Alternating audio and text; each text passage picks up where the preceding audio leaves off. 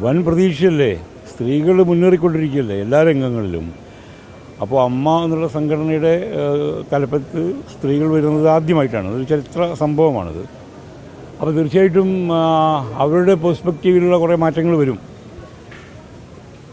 ഒരു എന്താ പറയുക, സ്ത്രീകൾ നയിക്കുന്ന ഒരു സംഘടന എന്നുള്ള രീതിയിലേക്ക് വരുമ്പോൾ മാറ്റങ്ങൾ പ്രകടമായിട്ടുണ്ടാവും.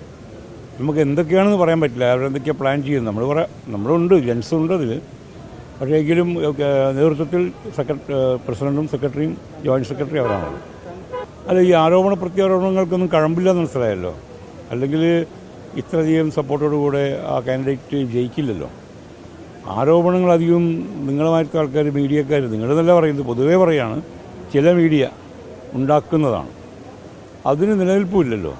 ജനം ഇതൊക്കെ വിവേചിച്ചറിയാനുള്ള ബുദ്ധിയുള്ള ആൾക്കാരാണ് ജനങ്ങൾ.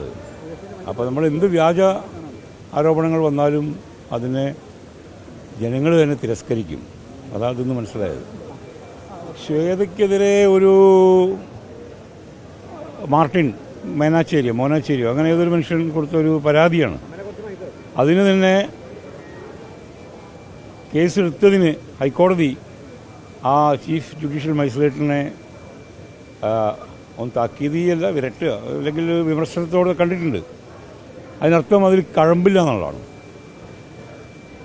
അതൊക്കെ പോലീസിൻ്റെ ഒരു എന്താ പറയുക, വിവരമില്ലായ്മയും ജുഡീഷ്യറിയുടെ ഒരു വിവരക്കേടും ഒക്കെ കൂടി ചേർന്നിട്ട്